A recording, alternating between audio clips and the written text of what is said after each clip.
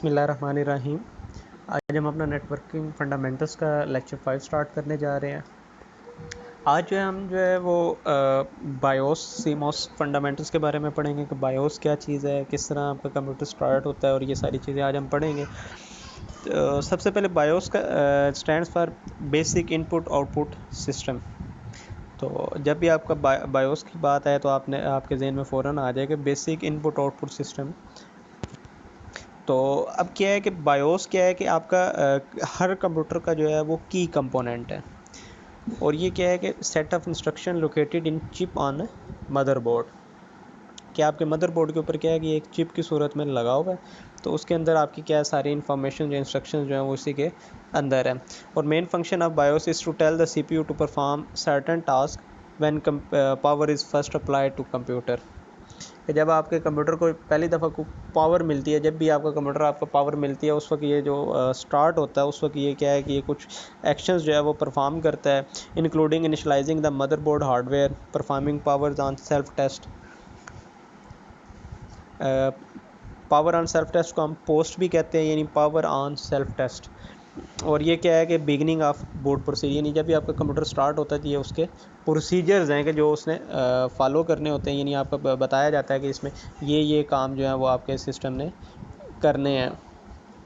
और भी इसमें बहुत से कंपोनेंट्स हैं, उसमें काफ़ी ज़्यादा वो आप कह लें कि चीज़ें हैं जो चेक होनी होती हैं। अब CMOS है, कम्प्लीमेंट्री मेटल ऑक्साइड सेमीकंडक्टर। अब यानी जब भी आपको बस CMOS की बात आए तो उसका मतलब है कि कम्प्लीमेंट्री मेटल ऑक्साइड सेमीकंडक्टर। ये सारे मिल के आपकी जो कह लें कि CMOS is a type of low power memory that requires only small battery to maintain the data. आपके पास क्या है कि आपकी लो पावर की बैटरी है, और ये इसको बिल्कुल थोड़ी सी पावर चाहिए कि ये अपना डाटा जो है अपने अंदर जो है वो स्टोर कर ले। और इसको हम कह भी सकते हैं कि ये नॉन वोलेटाइल मेमोरी है, because it doesn't require power from the computers main power supply. आपको ये भी क्लियर होगा कि इसको कंप्यूटर की मेन पावर सप्लाई से पावर नहीं चाहिए होती। अब क्या है, कंप्यूटर के बूट प्रोसीजर के बारे में पढ़ते हैं कि कंप्यूटर का जब पावर ऑफ करके उसको दोबारा हम ऑन करते हैं तो उसमें कौन कौन से प्रोसीजर्स हैं। सबसे पहले क्या है कि power is applied to motherboard. तो सबसे पहले क्या है कि मदरबोर्ड को जो है वो पावर मिलती है। विंडोज़ और लिनक्स के अंदर दोनों में यही फंक्शन है, ऑपरेटिंग सिस्टम जो है दोनों। उसके बाद क्या है, जब पावर मिल जाए मदरबोर्ड, उसके बाद क्या है आपका CPU स्टार्ट हो जाता है। CPU स्टार्ट हो जाए तो CPU carries out the BIOS startup routine including the post. यानी उसके बाद क्या है कि बायोस आपका लोड होता है। Boot devices as specified in the BIOS configuration are search for an operating system. उसके बाद क्या है वो बायोस की जो कॉन्फ़िगरेशन है वो होती है, और डिवाइसेस वगैरह जो है वो सारा कुछ करने के बाद आपका ऑपरेटिंग सिस्टम को सर्च किया जाता है, कौन सा ऑपरेटिंग सिस्टम है। उसके बाद ऑपरेटिंग सिस्टम यानी OS लोडेड इनटू रैम, और उसके बाद OS जो है वो अपनी सर्विसेज को जो है वो स्टार्ट कर देता है। इसकी एक और भी ये एक डायग्राम है, इसको अगर आप देखें, डायग्राम को अगर आप गौर से देखें तो इसमें क्या है, कंप्यूटर का स्टार्टअप का प्रोसीजर बताया गया कि सबसे पहले क्या है, बायोस लोड होना चाहिए।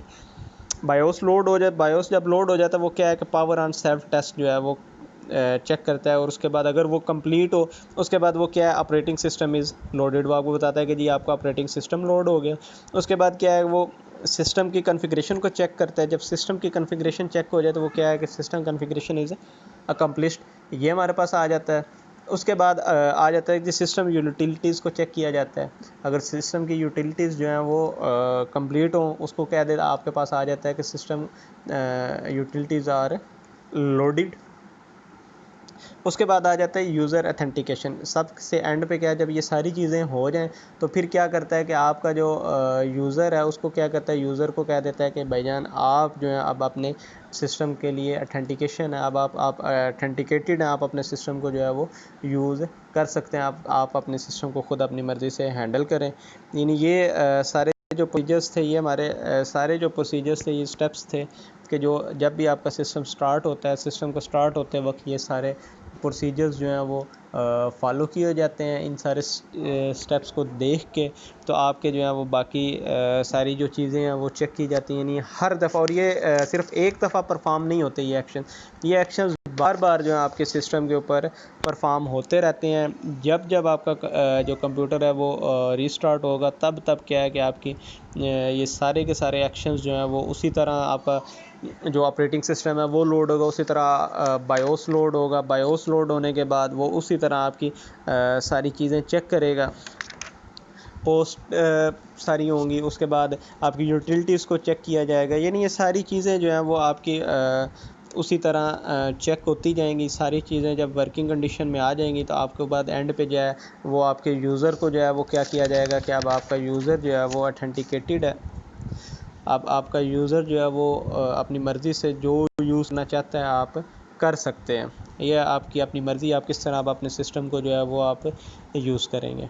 आज के लिए इतना ही। इंशाल्लाह नेक्स्ट टॉपिक में फिर मुलाकात होगी। तब तक के लिए अल्लाह हाफ़िज़।